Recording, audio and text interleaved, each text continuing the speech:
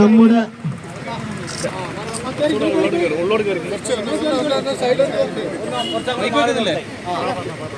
മന്ത്രിയുടെ ഭാഷയിൽ പറഞ്ഞാൽ ദുരന്ത പ്രദേശത്തുള്ള ആളുകളുടെ ഇന്നത്തെ സമരം ഒരു 85% സർക്കാരും മന്ത്രിയും ബഹുമാനപ്പെട്ട കലക്ടറും അംഗീകരിച്ചിട്ടുണ്ട്.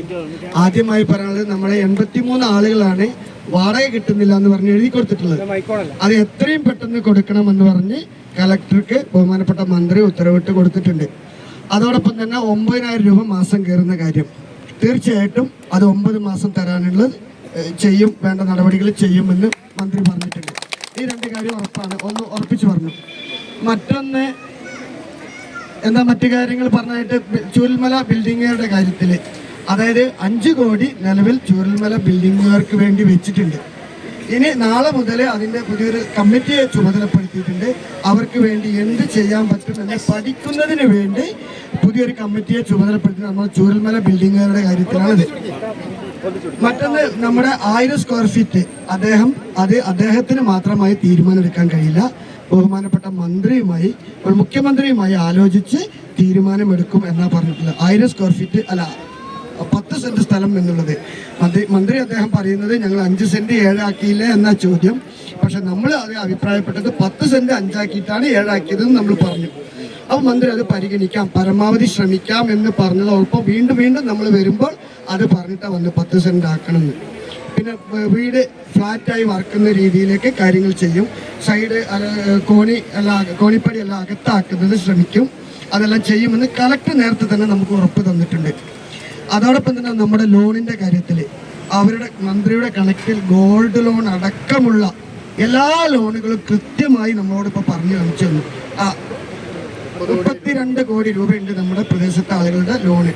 അത് ഗോൾഡ് ലോണ് വേറെ ഒന്നുമില്ല, എല്ലാ ലോണുകളും വിദ്യാഭ്യാസ ലോണ്, വാഹന ലോണ്, ഗോൾഡ് ലോണ്, എല്ലാ ലോണുകളും സെക്ഷനായി തന്നെ മന്ത്രി തന്നെ ഇങ്ങോട്ട് പറഞ്ഞു. അത് പരിഗണനയിൽ തന്നെ അത് ചെയ്യുമെന്ന് തന്നെയാണ് മന്ത്രി പറയുന്നത്. ഇതുപോലെ കുറേ കാര്യങ്ങൾ നമ്മുടെ വരുമാന വർധനവിന് വേണ്ടി ഒരു കണക്കെടുത്തിന് 1021 കുടുംബങ്ങളുടെ കാര്യത്തിൽ വരുമാന വർധനവിന് വേണ്ടിയിട്ടുള്ള കാര്യങ്ങൾ ചെയ്യാമെന്ന് പറഞ്ഞിട്ടുണ്ട്. മാസ്റ്റർ പ്ലാൻ പ്രകാരം കാര്യങ്ങൾ ചെയ്യുമെന്ന് പറയുന്നുണ്ട്. മറ്റൊരു സന്തോഷ വാർത്ത അദ്ദേഹം പറഞ്ഞത് ചെയ്യുമെന്ന് എനിക്കറിയില്ല. അദ്ദേഹം പറഞ്ഞത് നിങ്ങൾക്ക് വേണ്ടി പിരിച്ചു കിട്ടിയ പണം നിങ്ങൾക്ക് വേണ്ടി തന്നെ ചെലവഴിക്കുന്ന 2-3 തവണ വീണ്ടും പറഞ്ഞിട്ടുണ്ട്. അങ്ങനെ അദ്ദേഹം ശ്രമിച്ചാൽ നമ്മൾ ഇവിടെ വന്നിരിക്കേണ്ടി വരില്ല, അതുറപ്പാ. അങ്ങോട്ടൊരു നിർദ്ദേശം കൂടെ വെച്ചിട്ടുണ്ടായിരുന്നു, ഞാൻ തന്നെ വെച്ചത്.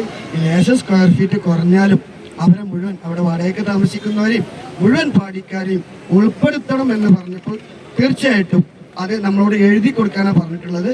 ബഹുമാനപ്പെട്ട കൺവീനർ അടക്കമുള്ള ആളുകൾ, നമ്മുടെ വൈസ് ചെയർമാൻ യാക്കൂബും ട്രഷററി മനോജ് അടക്കമുള്ള ആളുകൾ, ഒന്നുകിൽ നിങ്ങൾ എനിക്ക് മെയിൽ ചെയ്യാനാണ് പറഞ്ഞത്, അല്ലെങ്കിൽ നേരിട്ട് തരാനാണ് പറഞ്ഞത്. നമ്മൾ തീരുമാനിച്ചത് നേരിട്ട് കൊടുക്കാനാണ്.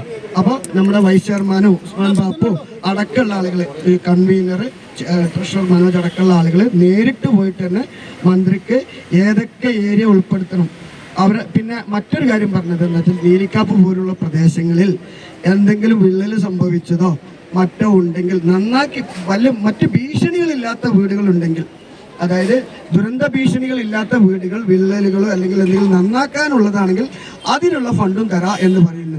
ഇപ്പം നമ്മുടെ അദ്ദേഹത്തിന് മുരുകണ്ണൻ്റെ വീടിൻ്റെ കാര്യം പറഞ്ഞു. അദ്ദേഹത്തിന് നീലിക്കാപ്പിൽ വീട് പണി നടക്കുന്നുണ്ട്, 3/4 ഭാഗമായിട്ടുണ്ട്.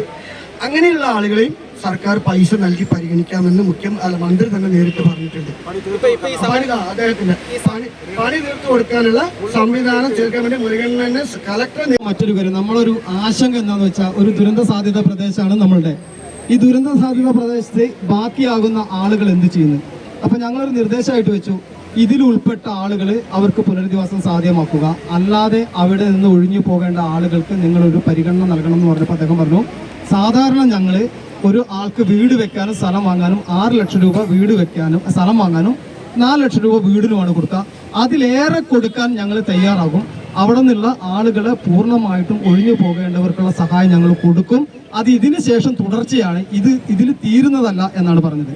പിന്നെ ഒറ്റപ്പെട്ട വീടുകളുണ്ട്, അവിടെ കുറേ ആളുകളുടെ, അവരെ പരമാവധി ഉൾപ്പെടുത്തും. ഞങ്ങൾ പടവട്ടിക്കും നടക്കുന്ന ആളുകളുടെ കാര്യം പറഞ്ഞു കേട്ടവളടക്കം, അത് അവർ ഡിസ്കഷനിലാണ്. ആരെയും ഒറ്റപ്പെടുത്തില്ല എന്ന് നമ്മളോട് പറഞ്ഞിട്ടുണ്ട്.